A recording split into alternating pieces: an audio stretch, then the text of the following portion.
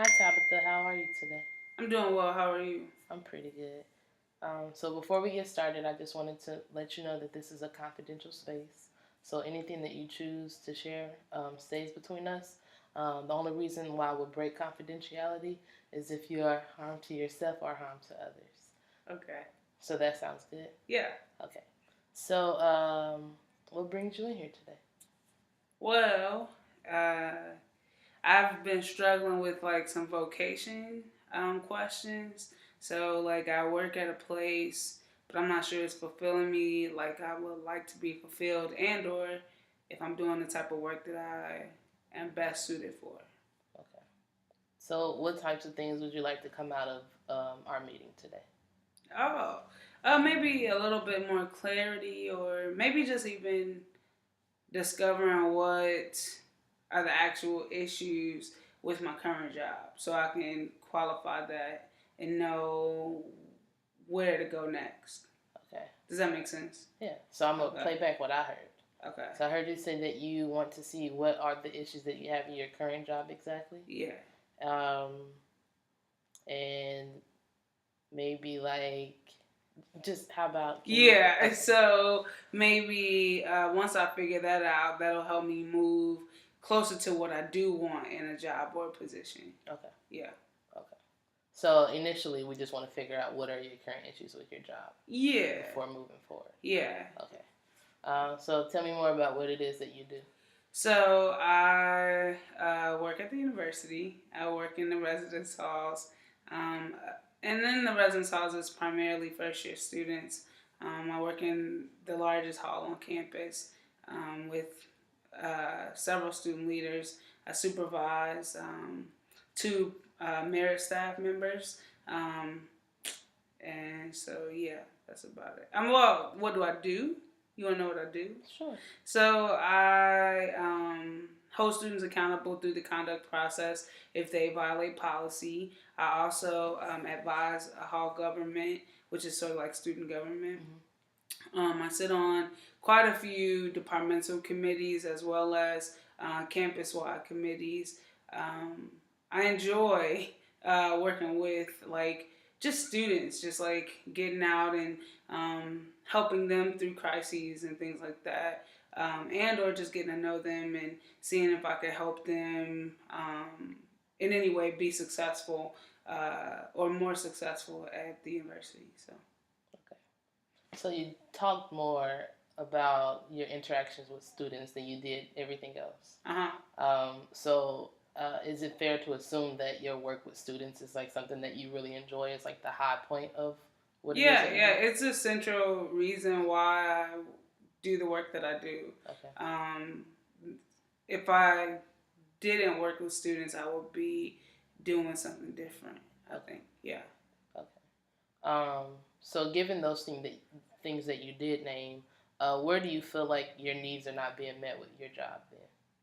I think where I run into bureaucratic things like red tape, and or I feel isolated, like I'm the only one who cares about student needs. I feel like there are policies and procedures in place that are not cognizant of student development. Okay. And I feel like I'm the only one that brings us back to student development. And so always being in this tense place with colleagues or administration is challenging. So Yeah, that must be draining though, huh? yeah, exhausting. Okay. Um, so tell me more about so like what things are there that makes you feel like you're the only one that cares about the development of students? Like has there been anything that has happened specifically?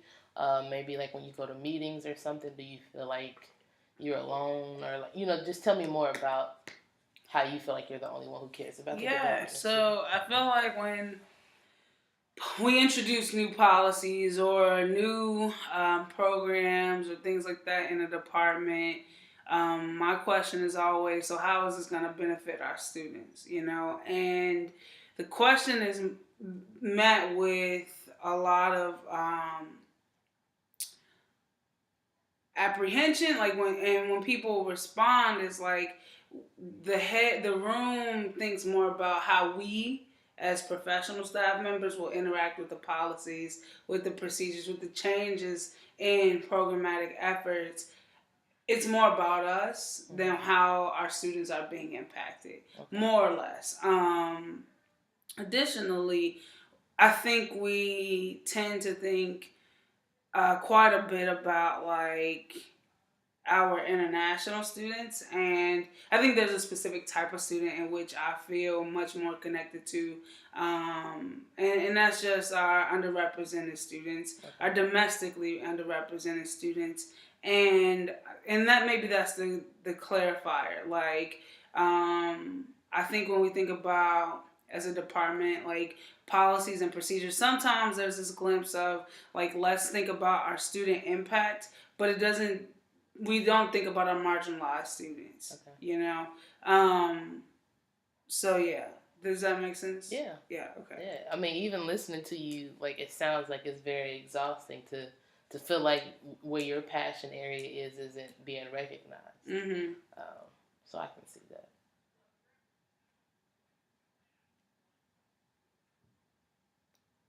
What's happening right now? Well, I'm taking some time to think. I don't want to rush. Okay. I don't want to rush. This. I want to process everything that you told me. That's cool. That's all. Yeah. Before we try to do the interaction. Okay. I was just curious, like, because you just went quiet. Yeah. That's all. Well, cool. I was processing. Okay. But yeah, so I guess my question to you is, has there, like, in what ways have you tried to maybe bring the conversation back to, like, the underrepresented domestic students, if anything at all? Like, have you tried? Yeah, that? So, like, just recently I thought about, I just went to the major decision maker in the department, and I asked the question, so have we ever thought about, like, I want to get some historical context around if there was conversation about starting like a multicultural council or a student group, and even that was met with, like, the literal line was, the folks over in Cecil wouldn't like that.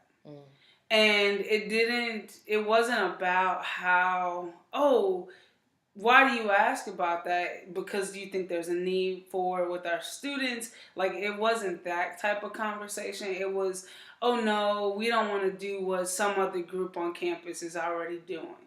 And or politically, that's not a good move for us as a department. And so, like, that was the conversation I had, rather than, there are students that feel continuously marginalized within our halls. How do we meet their needs? And this is potentially one way that we can begin to meet their needs. So that wasn't the conversation I had. It was the former. And to me, that's problematic. Like, we aren't thinking about how to best serve them. Instead, we're thinking about the professional staff relationships that we have with each other, you know? And to me, that's problematic. Yeah. So. Yeah. I had a question and I forgot it. So, if you could wave a magic wand with this scenario, or even like with your job or what it is that you do, like, what would that look like for you? I think I would be given the autonomy and the freedom in some way. I don't know if that means cutting down on my judicial load, to be able to explore the passions that I have. You know, I could do the work, but I have so many other things that are on my plate that are on everybody else's plate. Like, if I were able to take some of those things off and actually devote time to this gap in services, that would be ideal. Because the expectation right now is that I do all of my other job responsibilities, get those done, then I can focus on the gaps in services, which is anxiety producing because I only have so much time. And I have to decide or negotiate where I'm going to put my time. And overwhelming. Right, yeah. So I think we've come to, like, a good place where we can stop and maybe reflect on what we've talked about today. I think it would be a good thing for us to discuss next week.